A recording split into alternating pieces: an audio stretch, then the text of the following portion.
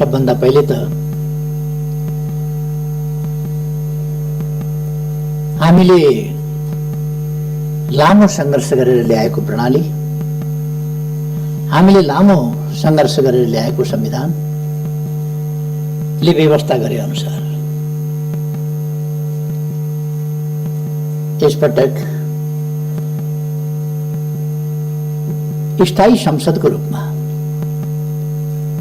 गरिमामय राष्ट्रिय सभाको व्यवस्था भएको छ र यसपटक राष्ट्रिय सभाको विशेष महत्त्व पनि देखिएको छ। यस गरिमामय सभाका सबै माननीय ज्यूहरूमा म हार्दिक शुभकामना भन्न चाहन्छु। सबभन्दा पहिले सम्माननीय अध्यक्ष महोदय, यति बेला देश एउटा अलिकति नयाँ मोडबाट, नयाँ परिघटना, नयाँ परिदृश्यबाट अगाडि बढिरहेको छ, बढ्न खोजिरहेको छ। यति बेला हामी समयभन्दा अलिकति अगाडि प्रतिनिधि सभाको नयाँ निर्वाचनका लागि नयाँ जनादेश माग्न जनताका बीचमा जाने तयारी गरिरहेका छौँ। प्रतिनिधि सभा विघटन भएको छ र देश अब निर्वाचनतर्फ, आम निर्वाचनतर्फ, प्रतिनिधि सभाको निर्वाचनतर्फ उन्मुख भएको छ। हामीले सोचेका थियौँ प्रतिनिधि सभा 5 वर्ष चल्नेछ र यसमा बिना विग्रह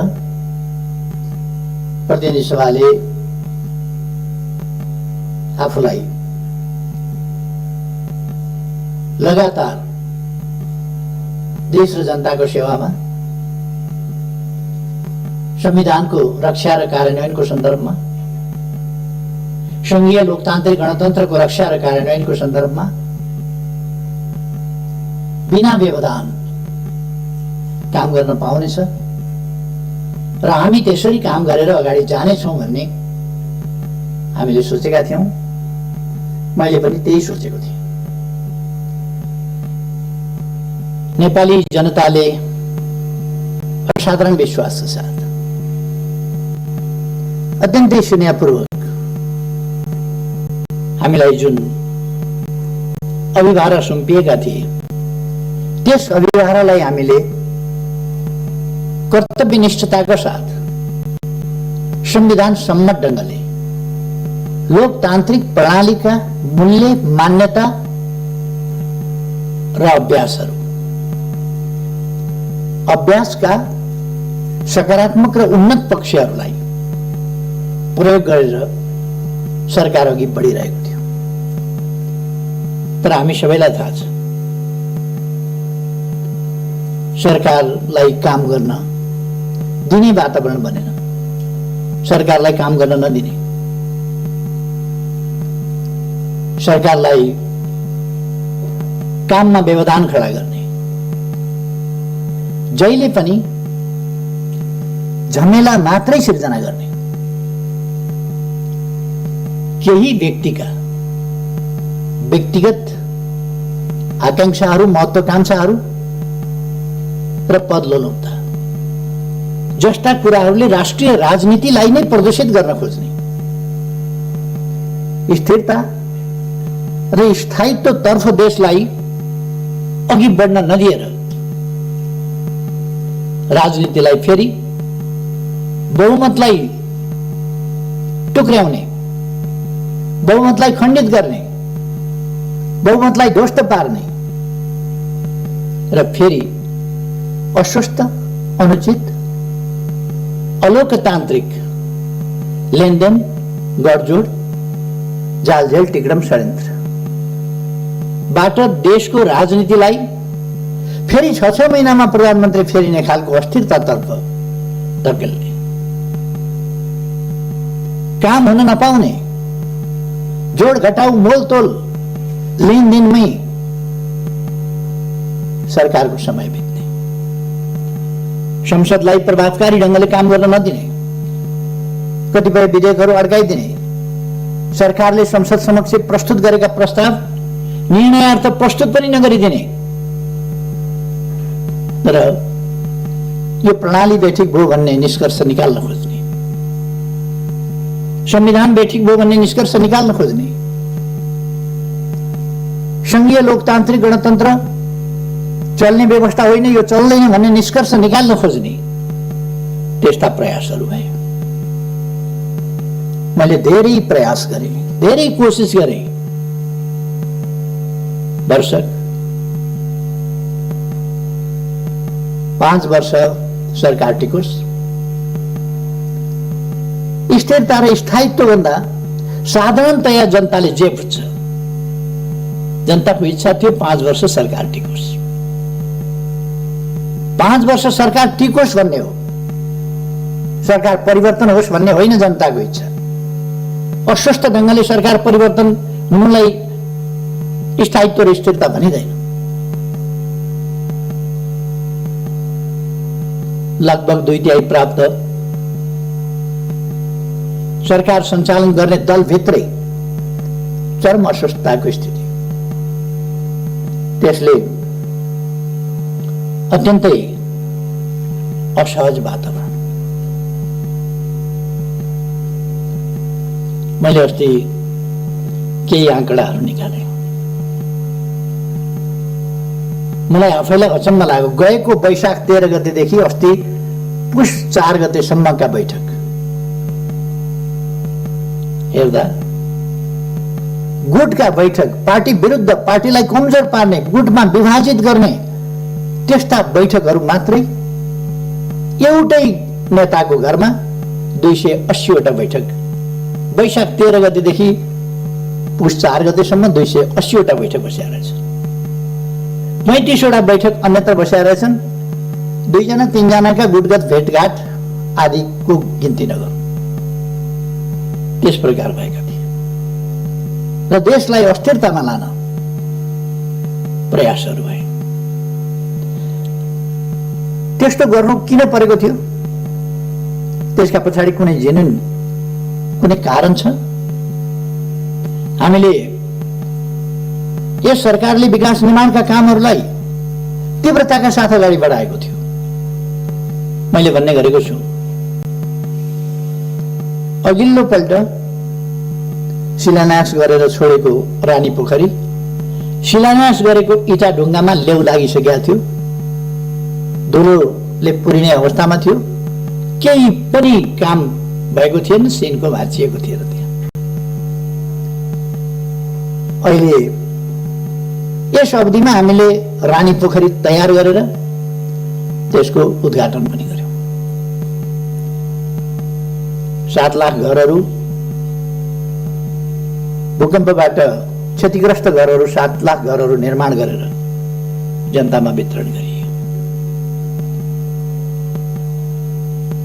विभिन्न ऐतिहासिक, सांस्कृतिक सम्पदाहरू, धरोहरहरूको पुनर्निर्माण भयो र लगभग ठूलो प्रतिशतमा निर्माणको काम सम्पन्न भएको छ। केही ढिलो हुने कामहरू खोप्न पर्ने, उस्तै सामग्री तयार गर्नुपर्ने, कालीगढहरूको अभाव, तिनलाई तालिम दिनुपर्ने जस्ता कुराहरूले गर्दा केही ढिलो हुनु बेग्लै कुरा हो। नत्र काम तीव्र गतिका साथ अगाडि बढेको छ र त्यो साथीहरूले अनुमान गर्नुभएको छ, देख्नु भएको छ। अनुमान भन्दा पनि तपाईहरुले अनुभव गर्नुभएको छ, त्यो देख्नु भएको छ। तसर्थ काम भएनन् भन्ने होइन, धरहराको निर्माण सम्पन्न हुने बिन्दुतिर पुगिरहेको छ। साथीहरूले देख्नुभएको छ। काठमाडौँको बाटाहरू, काठमाडौँ शहरको ब्युटिफिकेसन, सौन्दर्यकरणदेखि लिएर अरू कामहरू देख्नु भएको छ। यस बीचमा यो सरकार बन्नभन्दा अगाडि तराईमा कोही पनि ढलको व्यवस्था थिएन। अहिले 100 किलोमिटर ढलको व्यवस्था गरिएको छ र तराईका सहरहरू सफा राख्ने काम भएको छ। विराटनगर, जनकपुर, अनेक सहरहरूमा ढलको कामहरू विस्तार भएको छ। गएको आर्थिक वर्षमा मात्रै लगभग 6000 हेक्टर जमिनमा थप सिँचाइको प्रबन्ध भएको छ। विद्युतीकरण 92% भन्दा बढी विद्युतीकरण भएको छ विभिन्न ढङ्गले। सडकहरू गएको एक आर्थिक वर्षको कुरा गर्ने हो भने कोभिडले 4 महिना, अन्तिमका 4 महिनाहरू कोभिडले बर्बाद गर्यो, तैपनि 979 किलोमिटर सडक कालोपत्र गएको वर्ष मात्रै भएको छ। जम्मा 4500 भन्दा बढी किलोमिटर कालोपत्र भएको छ। डबल लेन, 4 लेन र 6 लेनका बाटा काफी कामहरू भएका छन्। कृषिको आधुनिकीकरणको सम्बन्धमा, व्यावसायिकीकरणको सम्बन्धमा कामहरू भएका छन्। त्यसलाई कार्यान्वयन गर्नका लागि विभिन्न देशहरूसँग हामीले सम्झौताहरू गरेका छौँ। त्यसको आधुनिकीकरण, कृषिको आधुनिकीकरणको सम्बन्धमा अहिले केही दिन अगाडि मात्रै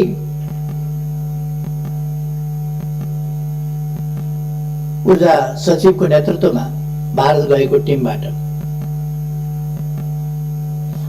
महाकाली नदीबाट गएको शारदा नहरबाट चाँदनी दोधारामा 10 क्युमेक्स पानी सिँचाइका लागि दिने जुन हामीले उहिले सहमति सम्झौता गरेका थियौं, एकीकृत महाकाली सन्धिमा पारेर त्यसको अब कार्यान्वयन हुनका लागि 6 महिनाभित्र डिपिआर तयार गर्ने र 6 महिनाभित्र हेडवर्क सुरु गरेर अनि नहर सुरु गरेर चाँदनी दोधाराको सिँचाइ गर्ने भनेका छौँ। त्यहाँ हामीले चाँदनी दोधारामै सुखा बन्दरगाहको व्यवस्था गरेका छौँ। सुदूरपश्चिममा हामीले दैजीमा औद्योगिक क्षेत्र, बाँकीको कोलपुर भन्दा माथि 9 बस्तामा औद्योगिक क्षेत्र, यस्ता थुप्रै औद्योगिक क्षेत्रहरू हरेक प्रदेशमा औद्योगिक क्षेत्रहरूको विस्तार र निर्माण त्यो गरिएको छ। यी कुरा सबैलाई थाहा छ। शिक्षाको क्षेत्रमा, स्वास्थ्यका क्षेत्रमा कति प्रगति भएको छ भन्ने कुरा सबै साथीहरूलाई थाहा छ। अहिले भर्ना दर कति पुगेको छ यो पनि साथीहरूलाई थाहा छ। अहिले ड्रप आउट, विद्यालयबाट बाहिरिनेको संख्या कसरी घटेको छ त्यो पनि थाहा छ। छात्रा र छात्राहरूको अनुपात बराबरीको स्थितिमा पुगेको छ।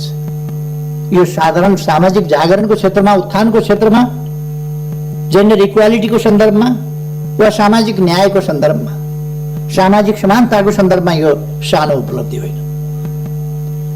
पिछडिएका क्षेत्रहरू, पिछडिएका जाति समुदायका बालबालिकाहरूको पढाइ, यसमा के परिवर्तन आएको छ र त्यस सम्बन्धमा सरकारले के गरेको छ भन्ने कुरा सबैलाई थाहा छ। देख्न सबैले देखेको छ, देखेर पनि नदेखे चाहिँ गर्नु वा देखियो भने छोप्न सकिएन भने देखिन्छ भनेर अर्कोतिर मुन्टो फर्काएर हिँड्नु बेग्लै कुरा हो, अनि केही पनि गरेन भन्नु बेग्लै कुरा हो। तर कामहरू भएका छन्, असाधारण ढङ्गले काम भएको छ, ऐतिहासिक ढङ्गले काम भएको छ, द्रुततर गतिमा काम भएको छ। यसरी काम नेपालमा यसभन्दा अगाडि कहिले पनि भएको थिएन। तथ्यहरूले बताउँछ, आँकडाहरूले बताउँछ, त्यसरी काम भएको छ। मैले अघि भने चाँदनी दोधाराको सिँचाइ, त्यसको हामीले बन्दोबस्त गरेका छौँ। अरू पञ्चेश्वर परियोजना कार्यान्वयनका लागि आम रूपमा सहमति भएको छ। अब एउटा मात्रै मुद्दामा छलफल भइरहेको छ, त्यो लोअर शारदा। लोअर शारदामा अगाडिदेखि भारतले बाँध बाँधेर महाकाली नदीलाई तल पुगेपछि शारदा भनिन्छ, त्यहाँबाट कर्णाली नदीलाई तल पुगेपछि घागरा भनिन्छ, त्यहाँबाट घागराबाट पनि पानी लगेको छ र शारदाबाट पनि पानी लगेको छ, अथवा महाकाली र कर्णाली दुवै नदीबाट पानी लाने गरेको छ त्यसमा। र त्यसलाई उसले अग्राधिकार आफ्नो हुनुपर्छ। हामीले पहिले तल्लो तटीय राष्ट्रको पहिलेको प्रयोगलाई मान्यता दिने त्यो हक हामीले पाउनुपर्छ भनेर भारतले भनिरहेको छ र हामी त्यसको असर के पर्छ भन्ने कुराहरूको छलफल गरिरहेका छौँ। यो एउटा छलफलको विषय चलिरहेको छ। अरू विषयहरू लगभग मूल विषयहरू टुङ्गिएका छन्। तसर्थ हामी विभिन्न ढङ्गले अगाडि बढेका छौँ। कतिपय मानिसहरूले मलाई सोध्ने गर्छन्, तपाईँ प्रधानमन्त्री भएपछि भारतसँगको सम्बन्धमा व्यापक छलफल किन हुन्छ, बेसरी बहस किन हुन्छ, तपाईँ प्रधानमन्त्री भएपछि नै किन हुन्छ? म प्रधानमन्त्री भएपछि नै किन हुन्छ भने म भारतसँग साँचो अर्थमा मित्रता गर्न चाहन्छु, मित्रता बढाउन चाहन्छु, मित्रतालाई सही अर्थमा गहिराईमा पुर्याउन चाहन्छु, व्यापक बनाउन चाहन्छु, उचाइमा लान चाहन्छु, नयाँ उचाइमा पुर्याउन चाहन्छु। त्यो असमानताका आधारमा हुँदैन, सोभरेन इक्वालिटीका आधारमा नै दुई देशका बीचको सम्बन्ध सुदृढ हुने हो, वास्तवमा मनदेखिको मित्रता हुने हो। हाम्रो भूभाग हामीले प्राप्त नगरेर हडपिएको छ भने, भूभाग हडपिएको छ भन्ने थाहा छ, बोल्न नसक्ने अनि सम्बन्ध राम्रै छ भन्ने, भित्रभित्र मन कुड्याउने, बाहिर बाहिर सम्बन्ध राम्रै छ भन्ने, त्यस्तो होइन। जहाँनेरि समस्या छ, सीमा सम्बन्धी समस्या छ भने त्यो मित्र राष्ट्रसँग हामीले खुलस्त छलफल गर्नुपर्छ, कुरा गर्नुपर्छ, हाम्रा समस्याहरू राख्नुपर्छ, हाम्रा अडानहरू राख्नुपर्छ, हाम्रा न्यायोचित तर्कहरू, हाम्रा भनाइहरू हामीले प्रस्तुत गर्नुपर्छ र त्यो न्यायोचित भनाइ हामीले पुरा गराउने प्रयास गर्नुपर्छ। त्यसकारण छलफल हुन्छ। 1928 देखि शारदा क्यानलबाट, शारदा नहरबाट उत्तराखण्ड र उत्तर प्रदेशको सिंचाइका लागि पानी गइराखेको छ 1928 देखि। अब 92 वर्षबाट 93 वर्षबाट हाम्रो खेतको सिरानबाट हाम्रो आधा हक भएको खोलाबाट पानी लगिएको छ। हाम्रो भूमि बाँझै छ, त्यो भूमिमा सिंचाइ हुनुपर्छ भनेर बोल्न नसक्ने अनि त्यो भूमिमा सिंचाइ हुनुपर्छ भनेर वार्ता गर्दा तपाईकै पालामा बहस किन हुन्छ? बढी बोलेर सम्बन्ध बिगार्यो भन्ने अनि मुख टालेर बस्ने, हाम्रो खेत बाँझो हुने, हाम्रो पानी हाम्रो खेतको सिरानबाट जाँदा हामीले हाम्रा खेतमा पानी चाहियो भन्न नसक्ने अनि सुमधुर सम्बन्धका लागि चुप लागेर बस्नुपर्छ भन्ने, खेत बाँझै राख्ने, मौका मिले राष्ट्रवादका ठूला गफ पनि गर्ने, यो खालका कुराहरू अन्त्य गर्नका लागि हामीले मित्रतापूर्ण ढङ्गले कुराहरू अगाडि बढाएका छौँ र सफलता पनि प्राप्त गरेका छौँ। केही मानिसहरूलाई लागेको थियो हाम्रो भूभाग सामेल गरेर दोधारा, चाँदनी, के अरे लिम्पियाधुरा, लिपुलेख र कालापानी हाम्रा भूभाग सामेल गरेर नक्सा प्रकाशन गरेपछि अब सम्बन्धहरू बिग्रिन्छन्, बिग्रिए भनेर बिग्रिँदैन। हामीले अर्काको भूमि क्लेम गर्यौं भने, अर्काको भूमिमा दाबी गर्यौं भने सम्बन्ध बिग्रिन्छ। हाम्रो भूमिमा, सही भूमिमा दाबी गर्यौं भने, सुगौली सन्धिबाट हामीले प्राप्त गरेको त्योभन्दा उताको त हामीले छोड्नु पर्यो। त्योभन्दा अगाडि कुमाउँ गढवालसम्म हाम्रो थियो, तर सुगौली सन्धि हामीले गरेपछि महाकाली पूर्वको मात्रै हाम्रो भूभाग भयो 1816 देखि। त्यही पनि त्यसपछि 146 वर्षसम्म हामीले त्यसलाई भोगचलन गरिरहेका थियौँ। 146 वर्षसम्म भोगचलन गरेका थियौँ। तर गत 58 वर्षदेखि हाम्रो भूभाग भारत र चीनको लडाईँका बेला भारतीय फौज कालापानीमा आएर बसेपछि नेपालका शासकहरूले बोल्न सकेनन्। लिपुलेख र लिम्पियाद्वारा त्यसको पारिपट्टि पर कालापानीमा फौज छ। त्यसो भएर हामीले सुगौली सन्धि भन्दा पछि 146 वर्षसम्म हामीले उपभोग गरेको हाम्रो भूभाग हाम्रो नक्साबाट पनि गायब गरिएको थियो। त्यसकारण हामीले हाम्रो नक्सामा सामेल गर्यौं, संविधानमा राख्यौं र अब तत्सम्बन्धमा मित्रतापूर्ण ढंगले प्रमाण तथ्यका आधारमा छलफल हुँदैछ र हामी त्यो भूभाग कायम गरेर छोड्छौं। हाम्रो स्वामित्वमा, हाम्रो अधीनमा, नक्सामा मात्रै होइन, व्यवहारमा हाम्रो भूमि हामी कायम गरेर छोड्छौं। कतिलाई त्यसले छटपटी भयो, नक्सा छापियो, भूभाग सामेल गरेर आफ्नो वास्तविक भूमि सामेल गरेर नक्सा छापियो। त्यो नक्सा छापिएपछि संविधान संशोधन भयो। हाम्रो निशान छापमा त्यसलाई सामेल गरियो, संविधानको अंग बनाइयो। यी सबै कुराले कतिपयलाई छटपटी हो। पहिलो पल्ट संविधान जारी गर्न पहल गरे बापत, संविधान दृढतापूर्वक जारी गर्न अगुवाई गरे बापत, देश बापत लगाइएको नाकाबन्दीको दृढतापूर्वक सामना गरे बापत, एउटा देश बेष्टित नेपाललाई अर्कोतिरबाट पनि यातायात र पारवहनको सन्धि गरेर भूपरिवेष्टित होइन, भूजडित देशको रूपमा परिवर्तन गरेपछि, माथि उठाएपछि, उत्तरी सिमानाका पनि थुप्रै नाकाहरू खोलेर हाम्रो उत्तरी क्षेत्रको जनजीवनलाई सहज सरल बनाउने अभियान सुरु गरेपछि, यस्ता थुप्रै कामहरू भएपछि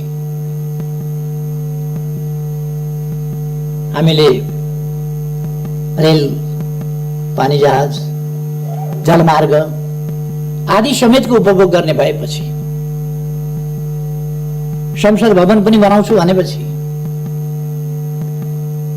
मन्त्री क्वार्टर पनि पुरानो भयो त्यसलाई पनि व्यवस्थित गर्छु भनेपछि, सांसद क्वार्टरहरू पनि बनाउँछु भनेपछि, सभा हलहरू पनि काठमाडौँमा बनाउँछु भनेपछि, लुम्बिनीमा बेग्लै परिवर्तन ल्याउँछु भनेपछि,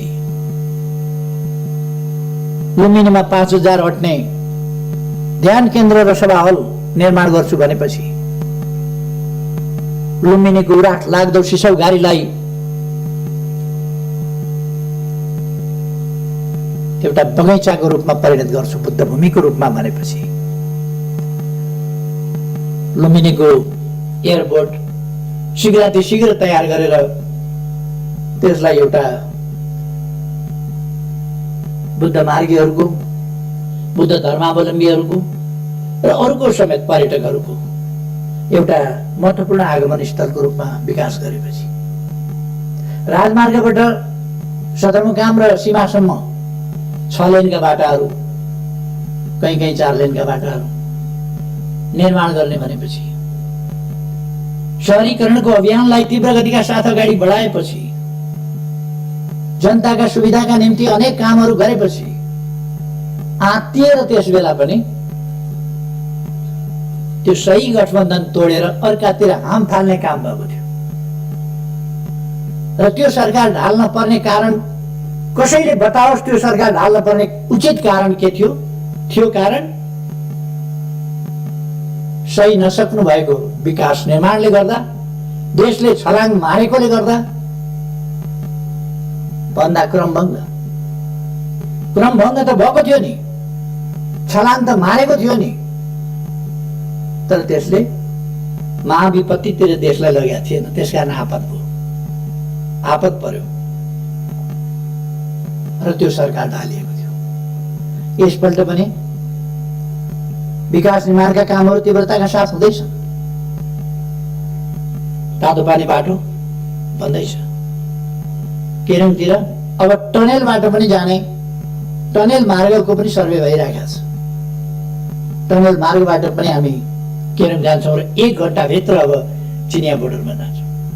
कुनै पनि समयमा आवागमन अवरुद्ध नहुने किमा थाङ्काको बाटो हामी तयार गर्दैछौँ। ओलाङसुङ घोलाको बाटो हामी तयार गर्दैछौँ। महाकाली करिडरको बाटो हामी तयारी गर्दैछौँ।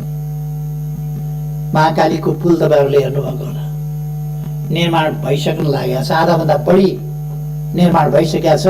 स्ल्याबहरू हाल्ने सबै अलिकति केही कामहरू बाँकी छ, त्यो पनि तयार हुन लागेको छ।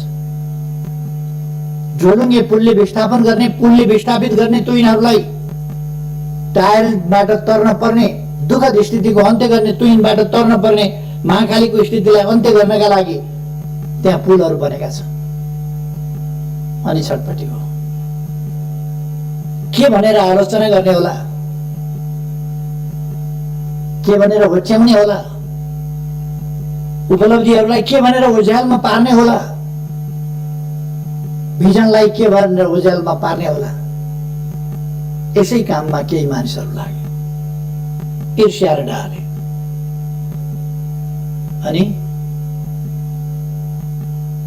स्थिरता स्थायित्व हुन नदिनका लागि निर्वाचनबाट आएको प्रधानमन्त्रीलाई बीचमा षड्यन्त्र गरेर प्रधानमन्त्री हट्नुपर्छ कि हट्नुपर्छ,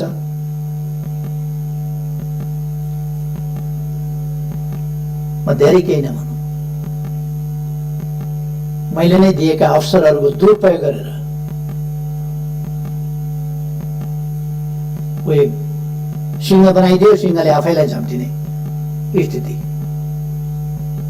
त्यो सिर्जना गर्ने, त्यस प्रकारको अवस्था बन्यो।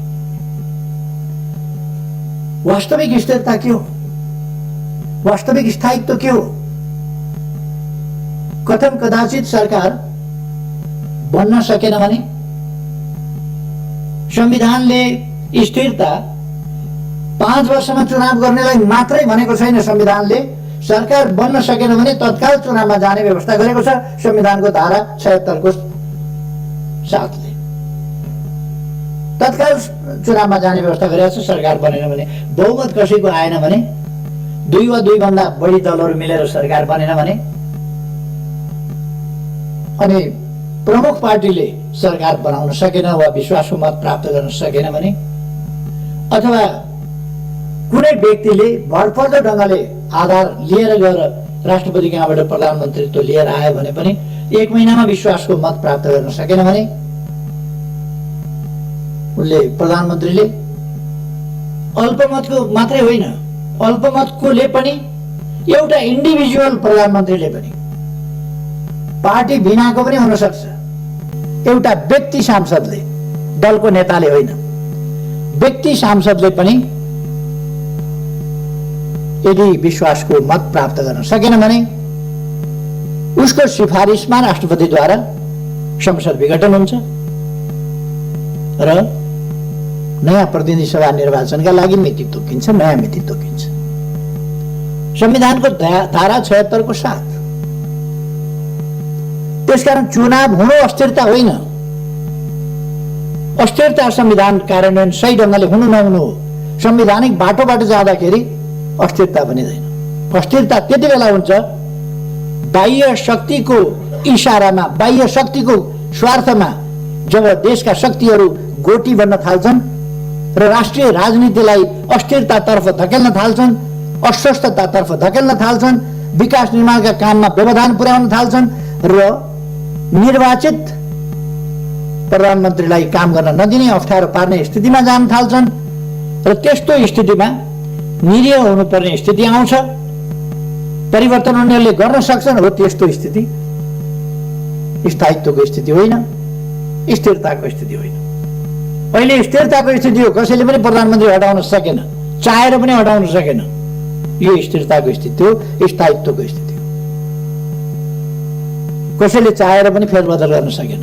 यो स्थिरता र स्थायित्वको स्थिति हो। कतिको भनाइ हुन सक्छ केपी ओलीले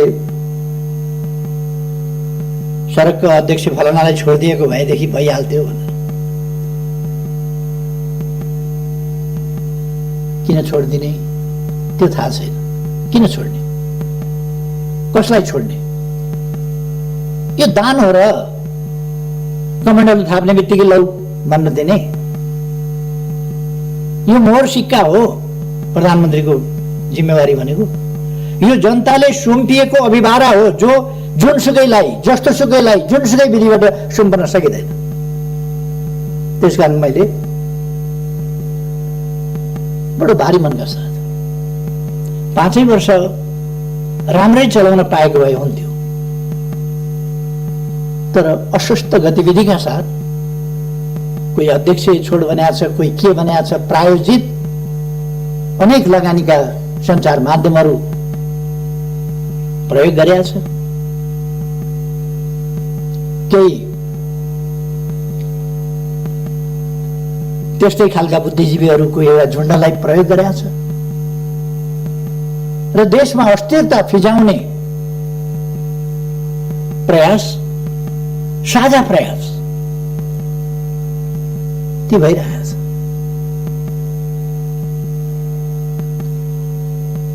तपाईँहरू यसै हेर्न सक्नुहुन्छ।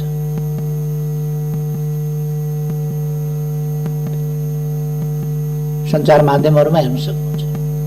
विशाल सभाहरूको फोटो उसले छाप्दैन। एउटा अखबारले विशाल जनसभाको फोटो छाप्दैन। अनि सरकार विरोधी केही जमात यसो देखियो भने त्यो जमातको चाहिँ हाइलाइट गरेर फोटो छाप्छ। सबै देखिएको छ नि। यो अस्थिरता प्रयास गर्ने, अस्थिरता सिर्जना गर्ने प्रयास हो, जसलाई प्रतिनिधि सभा विघटनबाट रोकिएको छ र ताजा जनादेशमा गएर ताजा जनादेशबाट देशलाई स्थिरता, स्थायित्व, लोकतान्त्रिक विधि पद्धति प्रणालीलाई सुदृढ ढङ्गले, फङ्सनेबल बनाउने ढङ्गले अगाडि बढाउने त्यो अभ्यासमा लगिएको छ। कतिले गैर जिम्मेवार भन्ने अभिव्यक्ति दिएको मैले सुनेको छु। के हो जिम्मेवार भनेको? शब्दको अर्थ हुन्छ कि हुँदैन? डिक्सनरी पल्टाएर हेरे पनि हुन्छ नि शब्द के भन्छ। गैर जिम्मेवार भने के हो? मैले बिल्कुल जिम्मेवारी बोधका साथ यो लोकतन्त्र ल्याउन नेपाली जनताले जति बलिदान गरेको छ, जति हण्ड ठोकर खाएको छ, जति पसिना बगाएको छ, जति यातना सहेको छ, जति क्षति बेहोरेको छ, त्यो सबै बलिदान र क्षतिहरूको हिसाब गरेर, देखेर, हेरेर त्यसका उपलब्धिहरूको रक्षा गर्नुपर्छ। त्यसका उपलब्धिहरूलाई खेर जान दिनु हुँदैन। केही पद लोलुप मान्छेहरूका आत्मकेन्द्रित स्वार्थी क्रियाकलापहरूलाई हावी हुन दिएर देशमा लोकतन्त्रलाई डिरेल गर्न दिनु हुँदैन। सही बाटोबाट, सही मार्गबाट अन्यत्र जान दिनु हुँदैन भनेर नै प्रतिनिधि सभा विघटन गर्नु पर्यो। गैर जिम्मेवार कसरी हो? के हो गैर जिम्मेवार भने? बिल्कुल जिम्मेवारी का साथ, कर्तव्य बोध का साथ यो काम गरी निर्वाचनमा जाउँ। कतिपयले भने केपी ओलीको लोकप्रियताको ग्राफ जिरोमा झर्यो। जिरोमा झरेछ कि माइनसमा गएछ कि प्लसमा गएछ? निर्वाचनमा हेरौँ न। अब गफ फिट्ने दिन गए। अब गफ फिटेर हुँदैन। अब मैदानमा मैले कतिपय ठाउँमा बोल्दाखेरि भन्ने गरेको छु, यो रेस्लिङ खेल्दाखेरि त्यो रेस्लरहरू कहिले कहिले खुब आफ्नो फुर्ती देखाउँछ। फुर्ती देखाएर खेल्नु कता छ त्यो बेल्ट चाहिँ पहिले लिएर यस्तो गरेर आफूले लगाइटोपल्छ अनि रेफ्रीले त्यो बेल्ट खोसेर पछि जित्यो भने लाउला भनेर राख्छ। खेलै नखेलिकन थुप्रै रेस्लरहरू देखिए रिङमा नचढ्दैखेरि बेल्ट लगाउने। अब मैदान घोषणा गरिएको छ, रिङ तयार भएको छ, रिङमा आउनुहोस्, त्यहाँ जितेर अनि लगाउनुहोस् न रेस्लिङको बेल्ट। खुट्टा किन कामेको? निर्वाचन भन्ने बित्तिकै सातो किन गएको? जनताका बीचमा जाने भन्ने बित्तिकै, ताजा जनादेश लिने भन्ने बित्तिकै अन्त कहीँ जाने भनेको त होइन नि। अरू कुनै प्रभुका चरणमा जाने भनेको त होइन नि। जनताका शरणमा जाने भनेको, जनताका बीचमा जाने भनेको, नेपाली जनताको अभिमत लिने भनेको। के ओलीले गल्ती गरेको रहेछ भने नेपाली जनताले त्यसको दण्ड देला। नेपाली जनताका बीचमा गएर केपी ओलीलाई दण्ड दिन अपिल गर्नुहोस् न, तपाईहरु जानुहोस्, जसलाई चित्त बुझ्या छ। तपाईहरुलाई जनताले ती जवाफ दिएर पठाउनेछ। हामी अन्तर्राष्ट्रिय सम्बन्धको क्षेत्रमा पनि सफलतापूर्वक अगाडि बढिरहेका छौं। हाम्रा दुई छिमेकी मित्र राष्ट्रहरूसँगको हाम्रो सम्बन्ध गहिरो, सबल र सुदृढ बनाएका छौं। हामीले नयाँ उचाइमा पुर्याएका छौं। हामीले उपलब्धिका साथ उचाइमा पुर्याएका छौं हामीले, र हाम्रा मैत्रीपूर्ण संवादहरू अगाडि बढिरहेका छन्। समस्या समाधानको दिशामा अगाडि बढिरहेका छन्, उपलब्धिका साथ अगाडि बढिरहेका छन्, र हामी कहीँ कतै समस्याहरू देखा परे भने तिनको संवादबाट, वार्ताको माध्यमबाट समाधान गरिरहेका छौं। अनि कुरा लगाएर हुँदैन, काम गरेर हुन्छ। कुरा फिटेर हुँदैन, काम काटेर हुन्छ। अब त्यसकारण म कुरा फिट्ने मित्रहरूलाई भन्न चाहन्छु, काममा तुलना गरौँ। कुनै पनि समयका कुनै पनि सरकार, कसैको पनि नेतृत्वको सरकार भन्दा, कुनै पनि अवधिको भन्दा यति बेलाका कामहरूको तीव्रता। अहिले कोभिड-19 छ, फेरि पनि हामीले कोभिड-19 लाई अहिले पनि हामी सोशल डिस्टेन्स मेन्टेन गरेर बसिरहेका छौँ। कोभिड-19 लाई हामीले जनतामा जागरण फैलाएर, चेतना फैलाएर, सामाजिक दूरी कायम गर्न आग्रह गरेर, हात धुन अनिवार्य, हात धुन आह्वान गरेर, मास्क लगाउन आग्रह गरेर, र विभिन्न जडीबुटी जन्य कुराहरूको प्रयोग गर्न, तातो पानीले घाँटी नाकमुख सफा गर्न सिकाएर कोभिडको सामना गरिरहेका छौँ। र कोभिड एकपल्ट वात्तै बढेको देखिए पनि फेरि कोभिड कम हुँदै गएको छ। हामी अब भ्याक्सिन ल्याउने तयारीमा छौँ, छिटै भ्याक्सिन ल्याउँछौँ, र भ्याक्सिन ल्याइसकेपछि कोभिडको ठुलो समस्या रहँदैन। कोभिडको समस्या हामी समाधान गर्छौँ।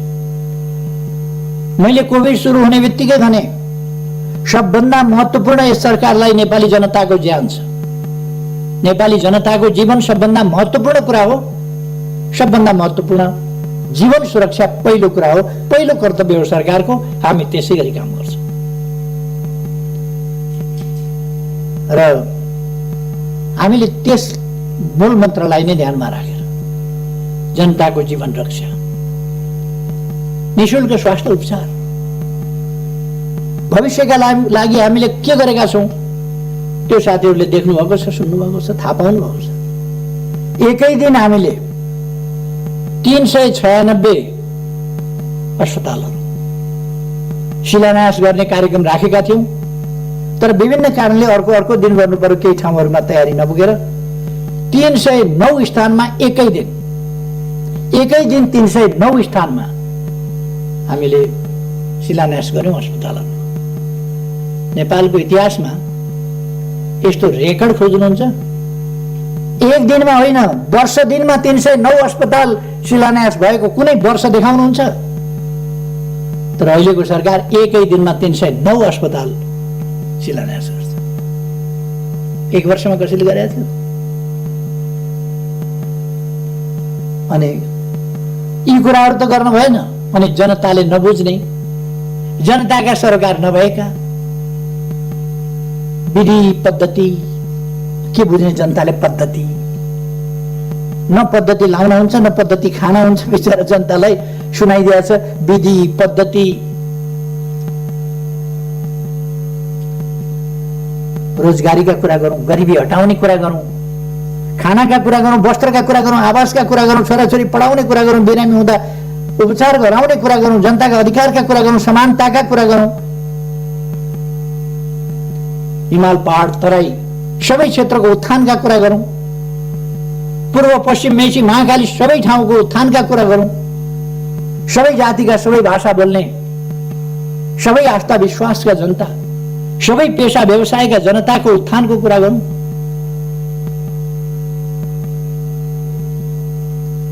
छाउबडी प्रथाबाट महिलाहरूलाई मुक्त गरौँ, समानताका अधिकारतर्फ, महिला सशक्तिकरणको बाटोबाट, महिला शिक्षाको बाटोबाट, सामाजिकरणको बाटोबाट, सहभागिताको बाटोबाट महिलाहरूको आत्मविकास, क्षमता र आत्मविश्वास विकास गर्दै सहभागिता वृद्धि गरौँ। अनि मात्रै हामी देश विकास गर्न सक्छौँ। देशका सबै जनतालाई सक्षम बनाऊ। हाम्रा भविष्य बालबालिकाहरूको विशेष हेरचाह गरौँ। त्यसकारण सरकारले बालबालिकाको हेरचाहका लागि गर्भावस्थादेखि जीवन पर्यन्त विभिन्न प्रकारका कार्यक्रमहरू ल्याएको छ। अहिले समय अभावमा म ती सबै कुराहरूमा जान चाहन्छु। सरकारले गरेको छ अनेक कार्यक्रमहरू यहाँहरूले देख्नु भएको छ। हामीले जाति जनजातिहरूका भावनाहरूको सम्मान गरेका छौँ। आज मात्रै बसेको मन्त्री परिषद बैठकले माघीको दिनलाई एउटा राष्ट्रिय उत्सवको रूपमा मनाउन, माघीको दिन सार्वजनिक बिदा दिने निर्णय गरेको छ। यो खाली थारू जातिको लागि मात्रै होइन, अरू अनेक जात जातिहरूका लागि माघे संक्रान्ति सबैले मनाउँछ र थारू जातिका लागि, अरू कतिपय जातिहरूका लागि यो विशेष चाड हो, विशेष पर्व हो। त्यसकारण हामीले माघीको बिदा गर्न गएका छौँ। अथवा जनताको भावनाप्रति, जनताका समस्याप्रति, जनताको आस्थाप्रति यो सरकार अत्यन्तै संवेदनशील छ, सजग छ र त्यसमा क्रियाशील पनि छ। तसर्थ म आग्रह गर्न चाहन्छु, कुनै भ्रममा पर्नुपर्ने जरुरी छैन। केही आरोपहरू मान्छेहरूले उछालेका छन्, यो विघटन असंवैधानिक छ भनेर, संविधान विपरीत छ भनेर। त्यस्ता मान्छेहरूलाई म संविधान राम्ररी पढ्न सुझाव दिन चाहन्छु। कमसेकम संविधान पढ्नुहोस् अनि संविधान सम्मत छ कि छैन भन्ने बहसमा उत्रिनुहोस्। संविधान सम्मत छ कि छैन भन्ने कुरा आग्रहपूर्ण ढङ्गले सम्मानित सर्वोच्च अदालतलाई दबाव दिने ढङ्गले, स्वतन्त्र ढङ्गले न्याय निरूपण गर्न बाधा पुर्याउने हिसाबले काम भइरहेका छ। कुनै अधिवक्ता प्रधान न्यायाधीशलाई वर्तमान र भविष्य सम्झेर फैसला गर्नुहोस्, यो भनेको धम्की होइन। वर्तमान र भविष्य सम्झिएर फैसला गर्नुहोस् प्रधान न्यायाधीशलाई भन्ने एउटा वकिलले। अराजकताको पनि हद हुन्छ। केही वर्ष न्यायालयमा जागिर खाने बित्तिकै पहिले पनि आफै न्यायालयमा छु भने जस्तो गरेर केही पूर्व न्यायमूर्तिहरू कस्तो न्याय दिनुभएछ उहाँहरूले आफ्ना समयमा भन्ने मलाई अचम्म लाग्छ। कस्तो न्याय दिनुभयो होला? सडकमा हुर्लिएर न्यायालयलाई, स्वतन्त्र न्यायालयलाई उहाँहरू ललकारिरहनु भएको छ। यस्तो हुन्छ यस्तो हुँदैन। के सर्वोच्च अदालतमा वकालत नपढिकन पुग्नु भएको छ मान्छे? बिना अनुभव पुग्नु भएको छ मान्छे? के त्यो पत्रकार सम्मेलन गर्ने र वक्तव्यबाजी गर्नेहरूले मात्रै कानुन पढाएको छ, अरूले पढाएको छैन? उहाँहरूले दबाब दिने मनसायले काम गर्नुभएको छ। राजनीतिक पक्षधारताको हिसाबले काम गर्नुभएको छ। स्वतन्त्र देखिने, नागरिक समाज भनिने, बुद्धिजीवी भनिने अनि पक्षधर्ताका साथ आफ्नो हैसियतको दुरुपयोग गरेर न्यायालयलाई दबावमा पार्न खोज्ने। म भन्न चाहन्छु, न्यायालयले दबावमा पर्न हुँदैन। सरकार र मैले नेतृत्व गरेको पार्टी नेकपा, त्यसले अदालतको स्वतन्त्रता, स्वतन्त्र न्यायपालिका, शक्ति पृथकीकरणको सिद्धान्त त्यसलाई मान्दछ, त्यसलाई कदर गर्छ, सम्मान गर्छ। अहिलेको संविधानले संवैधानिक विषयहरूमा संवैधानिक इजलास गठन गरेर त्यसबाट फैसला हुने भनेको छ। अब त्यसबाट गर्न पाइँदैन भनेर एक थरी कहाँ कानुन पढेछन् तिनीहरूले? संवैधानिक इजलासको व्यवस्था संविधानको व्यवस्था हो कि होइन? अनि बकवास गरेर हिँड्ने। वास्तवमा यी तरिकाहरू उपयुक्त होइनन्। म सबैलाई आग्रह गर्न चाहन्छु, लोकतन्त्रमा शक्ति पृथकीकरण भन्ने एउटा सिद्धान्त हुन्छ। व्यवस्थापिका, कार्यपालिका, न्यायपालिका। न्याय गर्ने कुरामा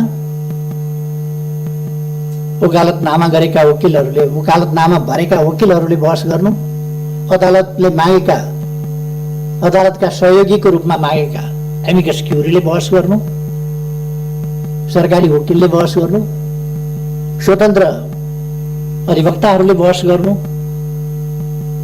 एउटा कुरा हुन्छ। न्याय गर्ने कुरामा त्योभन्दा पृथक ढङ्गले अदालतलाई दबाब दिने खालका वकिलहरूले, वकालतनामा भरेका वकिलहरूले अझ अदालतले सडकबाट फैसला गर्ने, अदालतका सहयोगीको रूपमा मागेका प्रतिनिधि सभा विघटन भयो, मुद्दा हाल्न जाने, सरकारी विघटन भएको छैन, हामी प्रतिनिधि सभा बस्छौँ स्वतन्त्र पनि भन्दै गर्ने, अधिवक्ताहरूले सडकमा जान्छौँ पनि भन्दै गर्ने, अदालत जान्छौँ पनि भन्दै गर्ने कुरामा त्योभन्दा पृथक ढङ्गले अदालतलाई दबाब। किन यस्तो परिस्थिति आयो होला? यो अवस्था किन आयो होला? म अझ अदालतले सडकबाट फैसला गर्ने, यस गरिमामय सदनलाई जानकारी गराउनु चाहन्छु। प्रतिनिधि सभा विघटन भयो, मुद्दा हाल्न जाने, सरकारी विघटन भएको छैन, हामी प्रतिनिधि सभा बस्छौँ, यो अवस्था पनि भन्दै गर्ने, अधिवक्ताहरूले सडकमा कहिले पनि हामी देख्न सक्छौँ, अदालत जान्छौँ पनि भन्दै गर्ने। यद्यपि यो एउटा पार्टी विशेषको, रुलिङ पार्टी विशेषको किन यस्तो आन्तरिक मामला हो, तर यो अवस्था सामान्य कुरा होइन, एउटा रुलिङ पार्टीभित्रको, बहुमत प्राप्त पार्टीभित्रको समस्या। गरिमामय सदनलाई जानकारी गराउनु। चुनाव घोषणा गरेपछि त चुनावको सामना गर्नका लागि सिङ्गै पार्टी एकजुट भएर जानुपर्ने होइन र? एकजुट भएर जानुपर्ने नि, सिङ्गै पार्टी एकजुट भएर जानुपर्ने। चुनाव घोषणा गरे बापत झन फुट्छ, झन फाटोतिर जान्छ, अनेक प्रकारका विसङ्गत असङ्गत वक्तव्यबाजी गरेर जान्छ। रुलिङ पार्टीभित्रको बहुमत। मैले केन्द्रीय कमिटीको बैठक बोलाएँ, केन्द्रीय कमिटीको बैठकमा केही साथीहरू अनुपस्थित भए। चुनावको सामना कहाँ गए साथीहरू भनेर हेर्दै भएर जानुपर्ने होइन, माइती घर मण्डलमा हामी एकजुट भएर जानुपर्ने, सिङ्गै पार्टी एकजुट भएर जानुपर्ने। केन्द्रीय कमिटीको बैठकमा नजाने, हामी यहाँ छौँ भनेर माइती घर मण्डलमा भन्छ, झन् फाटोतिर जान्छ। अनेक प्रकारका विसङ्गत केन्द्रीय कमिटीको बैठकमा किन जान्छ? अर्को दिन हेरेको मैले केन्द्रीय कमिटी पार्टीको नाम, पार्टीको चुनाव चिन्ह सूर्य, पार्टीको झण्डा, लोगो, छाप अरूलाई नदिनु होला हामी हौँ भनेर कार्की ब्याङ्केटबाट पत्र पठाइएछ। केन्द्रीय कमिटीको बैठकमा नजाने, हामी यहाँ छौँ भनेर। म नेकपाको कुरा गर्दैछु, नेकपाको, कार्की ब्याङ्केटको होइन, जसको प्रथम अध्यक्ष म। अर्को दिन हेरेको मैले केन्द्रीय कमिटी पार्टीको नाम अनि पार्टीको चुनाव चिन्ह सूर्य, केही मान्छेहरूले कार्की ब्याङ्केटबाट मलाई निष्कासन गरे, अरूलाई नदिनु होला हामी हौँ भनेर कार्की ब्याङ्केटबाट पत्र पठाइ तपाईहरुको संयमलाई म धन्यवाद भन्छु। तपाईहरु कोही पनि नजाने हामी यहाँ त्यो कुरा सुनेर नेकपाको कुरा गर्दैछु। नेकपाको कार्की ब्याङ्केटको होइन, यसको प्रथम अध्यक्ष हो माइतीघर मण्डलाबाट कार्की ब्याङ्केटबाट प्रथम अध्यक्षलाई केही मान्छेहरूले कार्की ब्याङ्केटबाट पार्टीको बैठकमा नआएर त्यहाँबाट उछिटिएर कतातिर गएर निष्कासन गर्यौं भन्ने कुरा जति हास्यास्पद के हुन्छ। तपाईहरुको संयमलाई म धन्यवाद भन्छु। तपाईहरु कोही पनि त्यो कुरा हामीसँग बहुमत छ। कार्की ब्याङ्केटको होइन, वरिपरि तमासा हेर्न आएका मान्छेहरूलाई यसो हेर्नुभयो होला, केन्द्रीय कमिटी भन्दा धेरै देख्नुभयो होला, हामीसँग बहुमत छ भन्नु। बहुमत केलाई भनिन्छ? केही मान्छेहरूले कार्की ब्याङ्केटबाट 5 जनाको कमिटी छ भने 3 जनाले निर्णय गर्न सक्छन्, तर कमिटीको बैठकमा निष्कासन गरे बाहिरै अन्तै निर्णय हुँदैन।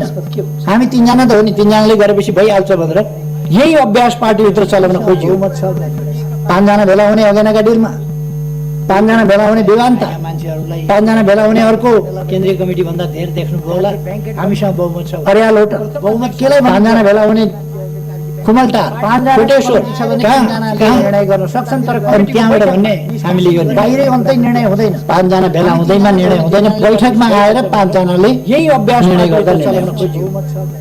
5 जना भेला हुने अन्तै बहुमत हुने होइन।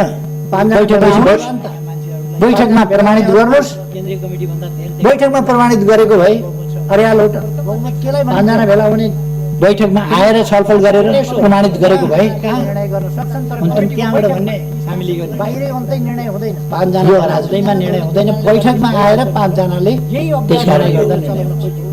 अहिले फेरि अर्को पत्र उहाँहरूले पठाउनु पर्ने निर्वाचन आयोग बैठकमा आउनुहोस्, अरू केही पनि भएको छैन, हामीले चिन्ह चिन्हको केही दाबी गरेको छैन। अस्ति अरूलाई नदिनुहोस् हाम्रै हो भनेर भन्नुभएको थियो, पत्र पठाउनु भएको थियो। अहिले अस्ति फेरि पत्र पठाउनु बैठकमा आएर छलफल हामीले केपी ओलीलाई पार्टीबाट निकाल्यौँ, अरू केही पनि भएको छैन है, जस्ता तस्तै छ। हामीले चिन्ह केही मागेका छैन। यो राजनीतिमा निर्णय हुँदैन, बैठकमा कति बेरको कुरा के हो, कति बेरको कुरा के हो, एकछिनपछि एउटा एकछिनपछि अर्को। अहिले फेरि अर्को पत्र संसद विघटन भइसकेपछि 3:30 बजे अविश्वास दर्ता गर्न रम्थनिएका केही मान्छेहरूलाई अविश्वास प्रस्ताव दर्ता गर्न 3:30 पत्र पठाउनु भएको थियो। अहिले संसद विघटन भइसक्यो, कहाँको अविश्वास ल्याएको भनेर सचिवालयले निकाल्यौँ, अरू केही पनि भएको छैन है, जस्ता तस्तै छ। हामीले चिन्ह केही भन्न पनि लाज मर्दो। हाम्रो सभामुखले उहाँमा राखेर एकछिनपछि एउटा एकछिनपछि 10:40मै म कहाँ ल्याएका थिएँ यो निवेदन। संसद विघटन भइसकेपछि 3:30 बजे अविश्वास दर्ता गर्न रम्थनिएका केही मान्छे संसदीय प्रणालीले अविश्वास प्रस्ताव प्रणालीकै हुर्मत लिने खालको यो लज्जाबोध हुने कुरा गठन भइसक्यो, कहाँको अविश्वास स्पिकर सचिवालयले दुःखका साथ भन्नुपर्छ। यस्तो झुटो प्रमाणीकरण गर्नुहुन्छ भन्न पनि लाज पर्छ। हाम्रो सभामुखले उहाँमा आइन्दा यस्ता गल्तीहरूबाट जोगिनुपर्छ। 10:40मै यस्ता गल्ती सच्याउनुपर्छ। यस्तो गल्तीहरू सचिवालयले प्रणालीले यस कुरालाई स्पष्ट पार्नका निम्ति सचिवालयमा लज्जाबोध हुने कुरा 3:30 बजे मात्रै यो प्रस्ताव ल्याइएको हो भनेर वक्तव्य जारी गर्नुपर्छ। यस्तो झुटो प्रमाणीकरण गर्न लज्जाको कुरो होइन। कुनै पनि संसदीय प्रणालीमा यस्तो खालको चाहिँदा यस्ता गल्तीहरूबाट जोगिनुपर्छ। जाल जेलमा लोकतन्त्र हुने होइन, फस्टाउने होइन, टिक्ने होइन। लोकतन्त्र भनेको जाल जेलको प्रणाली होइन। यस कुरालाई स्पष्ट पार्न धोकाको प्रणाली होइन। लोकतन्त्र भनेको पारदर्शिता स्वच्छताको प्रणाली हो भनेर वक्तव्य जारी गर्नुपर्छ। यस्तो झुटो प्रमाणीकरण लज्जाको कुरो होइन। अब कुनै पनि संसदीय प्रणालीमा यस्तो संसद पुनर्स्थापना हुन्छ कि भन्ने लोकतन्त्र हुने होइन, फस्टाउने होइन, टिक्ने 64% लगभग लोकतन्त्र भनेको जाल जेलको प्रतिनिधित्व गर्ने सर्वसम्मत लोकदलको नेता होइन। लोकतन्त्र प्रधानमन्त्रीको हैसियतमा मैले यदि यही प्रतिनिधि सभा यसै गरी सञ्चालन गरिरहने हो भने कुनै पनि संसदीय यो सरकारले काम गर्ने वातावरण पनि नपाउने भयो। पुनर्स्थापना हुन्छ कि भन्ने र गतिसाथ देशको हितमा, जनताको हितमा विकास निर्माणका कामहरू 64 अगाडि बढाउने काममा पनि गति लिन सक्ने सर्वसम्मत। त्यसकारण राष्ट्रको समय प्रधानमन्त्रीको हैसियतमा बर्बाद हुन यदि यही झन्डै 2/3 बहुमत सहितको प्रधानमन्त्रीले विघटनको सिफारिस गरेर विघटन भइसकेपछि अब विकल्प कहाँले 64% मसँग छ। त्यसको सर्वसम्मत दलको नेतामा हो। जतिपल्ट घुमाए पनि जतिपल्ट घुमे पनि त्यो 36% बाँकी रहन्छ होइन। 36% 51% कहिले हुन्छ र बहुमत सहितको अनि विकल्प छ। विघटनको यथार्थ विघटन भइसकेपछि अब विकल्पले हुँदैन। यथार्थ विकल्प विकल्प बनावट देशको सर्वसम्मत दलको नेता परिषदको सर्वसम्मत दलको नेता म हो र जति प्रधानमन्त्री हो र मैले पनि त्यही 36% चलाउन सकिने र विघटन गर्ने 36% पछि अर्को विकल्प 51% कहिले हुन्छ र अब विघटन भइसकेको छ। हामी मिलेर चलाउँथ्यौँ। यथार्थ अनेक थरी तत्त्वहरू निस्किनु। अब विकल्पले यहाँ त बहुमत प्राप्त दलले नै विकल्प अरू अप्सन छैन। त्यसमा पछिका संविधानको धारा 76 को 1 अनुसारको यो सरकार हो र मैले पनि त्यही 36% को अप्सन सकिने र आउँदै आएन। 1 ले सरकार बनायो, 2 अप्सन आएन, 3 आएन, 4 आएन, 5 आएन। अब 7 ले अनेक थरी तत्त्वहरू निस्किनु। सरकार रहने अवस्था, चल्ने अवस्था नहुँदा प्रधानमन्त्रीको सिफारिसमा राष्ट्रपतिले प्रतिनिधिसभा विघटन गरी संविधानको धारा 76 को 1 अनुसारको यो प्रतिनिधिसभाको नयाँ निर्वाचनका लागि 2 को अप्सन आउँदै आएन। त्यस अनुसार नै भएको छ। संविधान सम्मत कसरी भएन, 3 आएन, 4 आएन। पुनर्स्थापना कसरी हुन्छ, पुनर्स्थापना केका लागि हुन्छ, कुन विकल्पका लागि हुन्छ, कि देशमा अस्थिरता ल्याउनका लागि, हर्स ट्रेडिङको राजनीति प्रधानमन्त्री फेरि सुरु गर्नका लागि, 6 महिनामा सरकार परिवर्तन गर्ने तमासा गर्नका लागि पुनर्स्थापना हुन्छ। पुनर्स्थापनाको निर्वाचनका लागि पुनर्स्थापना कुनै हालतमा पनि हुन सक्दैन। त्यो संविधानले नै भएको छ। संविधान सम्मत कसरी भएन, 3 आएन, 4 आएन। पुनर्स्थापना केही मानिसहरूले संविधानमा विघटन गर्ने लेखेका छैन। कुन विकल्पका लागि विघटन गर्ने किन लेखेका छैन? धारा 76 ल्याउनका लागि, हर्स ट्रेडिङको राजनीति उपधारा 7 सुरु गर्नका लागि प्रधानमन्त्रीको सिफारिसमा राष्ट्रपतिले प्रतिनिधि सभा विघटन गरेर पुनर्स्थापना हुन्छ। नयाँ मिति तोक्नेछ नयाँ निर्वाचनका लागि भन्ने व्यवस्था। प्रधानमन्त्रीले विघटन गर्न पाउँदैन भन्ने संविधानमा कहीँ लेखेको छ? संविधानको धारा 85 ले भन्छ। संविधानमा विघटन 85 ले अगावै विघटन भएमा बाहेक 76 अगावै विघटन हुने कल्पना त संविधानले गर्यो। उपधारा 7 अगावै विघटन भएमा बाहेक यस प्रतिनिधि सभाको कार्यकाल 5 वर्षको हुन्छ। अगावै विघटन भएमा बाहेक अगावै विघटन हुँदाखेरि प्रधानमन्त्रीले विघटन गर्न पाउँदैन भन्ने 3 वर्षको मात्र पनि हुँदो रहेछ। संविधानको धारा अगावै विघटन हुँदा चाहिँ झन्डै 3 वर्षको मात्र पनि हुँदो रहेछ। अगावै विघटन भएमा त्यसकारण अगावै विघटन कल्पना त संविधानले गर्यो। अर्को कुनै विकल्प अगावै विघटन भएमा बाहेक अर्को कुरा प्रतिनिधि सभाको कार्यकाल 5 वर्षको हुन्छ। अब यसको कार्यकारी अधिकार बाहेक अगावै विघटन यो राजनीतिक प्रश्न हो। यो संवैधानिक र कानुनी प्रश्न वास्तवमा होइन। यो राजनीतिक प्रश्न हो। देश कसरी चल्छ, कसरी चलाउनु पर्छ, यो राजनीतिक प्रश्न हो। र यस राजनीतिक प्रश्नलाई कानुनी प्रश्नको रूपमा, संवैधानिक प्रश्नको रूपमा अदालतले इन्टरटेन गरिरहनु भन्दा यसलाई केही भनिरहनु नपर्ने भनेर बर्खास्त गर्नुपर्छ, खारिज गरिदिनुपर्छ। किनभने यो पोलिटिकल डिसिजन हो। यो पोलिटिकल डिसिजनले पोलिटिक्सलाई संविधान सम्मत ढङ्गले लोकतान्त्रिक प्रणालीको राजनीति अन्तर्गत अभ्यासमा अगाडि जान दिनुपर्दछ। त्यसकारण यो त्यसै गरी जान्छ। यो पोलिटिकल डिसिजन हो। यो आवश्यकताको सिद्धान्त अनुसार हो। यो प्रधानमन्त्रीले संविधानका विभिन्न ठाउँमा लेखेको छ। प्रियम्बलदेखि विभिन्न धाराहरूमा लेखिएको छ। कार्यकारी अधिकार मन्त्री परिषदमा रहनेछ र त्यसको प्रतिनिधित्व प्रधानमन्त्रीले गर्छ। मन्त्री परिषदको निर्णय र सिफारिस प्रधानमन्त्री मार्फत, यद्यपि मन्त्री परिषदको सिफारिस चाहिन्थ्यो कि चाहिँदैन थियो, तर मन्त्री परिषदको सिफारिस सहित, सर्वसम्मत सिफारिस सहित, सर्वसम्मत सिफारिस सहित केही साथीहरूले कतिको उपयुक्त हुन्छ यो विघटन, उपयुक्त होला नहोला, अलिकति छलफल मन्त्री परिषदमा 1-2 जना साथीहरूले उठाउनु भएको थियो। मैले त्यसलाई स्पष्ट पारेपछि साथीहरू सन्तुष्ट हुनुभएको थियो र सर्वसम्मतिले विघटन भएको थियो, सिफारिस भएको थियो। सिफारिस भइसकेपछि र विघटन भइसकेपछि कुन नेताले कसलाई तान्यो, कसको स्वार्थ कता गाँसियो, कसको स्वार्थमा धक्का पर्यो त्यो बेग्लै कुरा हो। त्यसर्थ यो मन्त्री परिषदको सर्वसम्मत निर्णयका आधारमा प्रधानमन्त्रीद्वारा गरिएको सिफारिसमा राष्ट्रपतिद्वारा भएको विघटन, राष्ट्रपतिको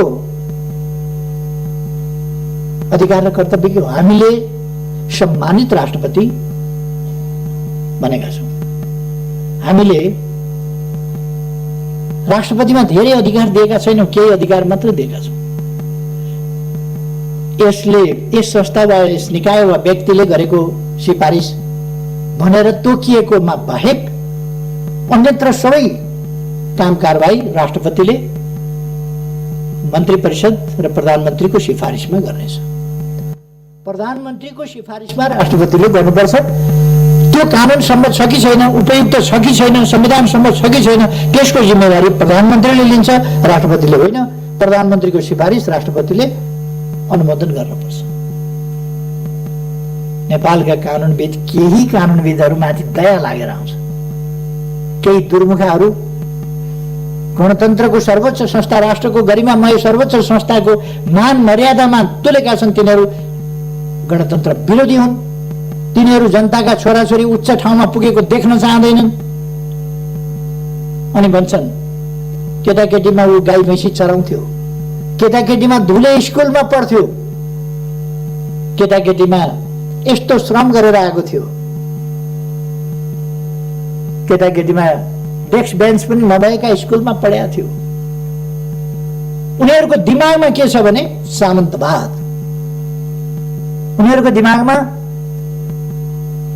दरबार हाई स्कुल, त्रिचन्द्र कलेज उहिले ती मात्रै थिए नि, त्यसमा पढेको हुनुपर्ने, अथवा दार्जिलिङको सेन्ट जोसेफ पढेको हुनुपर्ने, अथवा अक्सफोर्ड र अरू विश्वविद्यालय पढेका हुनुपर्ने, घाँस दाउरा गरेर उठेको हुन नहुने, गरिबको छोराछोरी माथि उठेको हुन नहुने, गरिबको छोराछोरी सांसद हुने, माननीय, गाउँको जमिनदारले पनि माननीय भन्नुपर्ने गरिबको छोराछोरीलाई।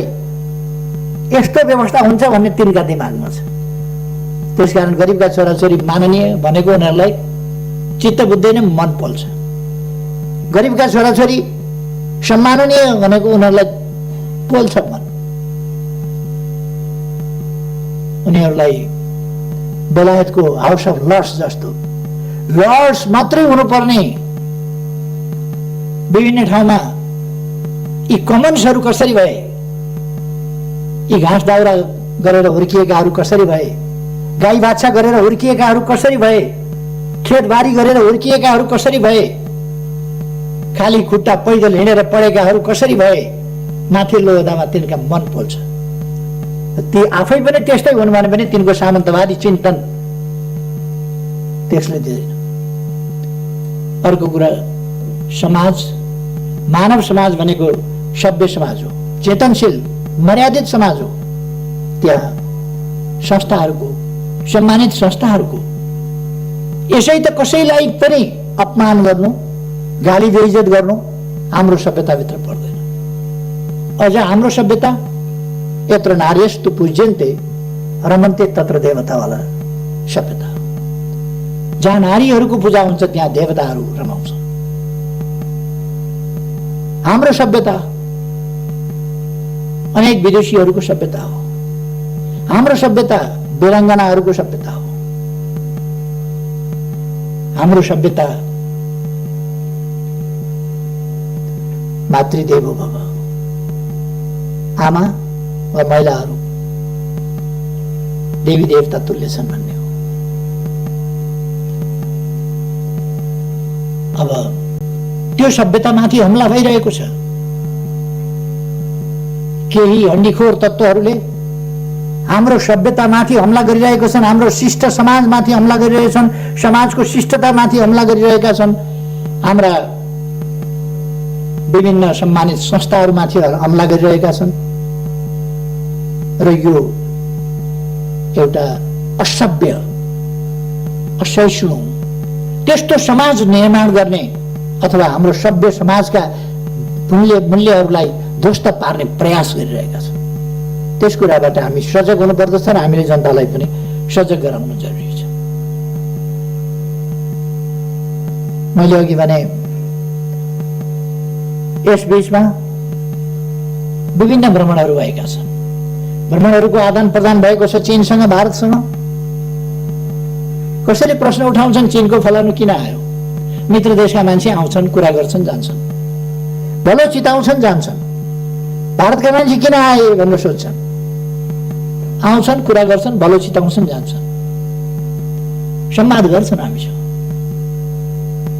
अघि भर्खरै मैले भने परराष्ट्र सचिव नेपाल भ्रमणमा आए गए, भारतका प्रधान सेनापति आए गए, हाम्रो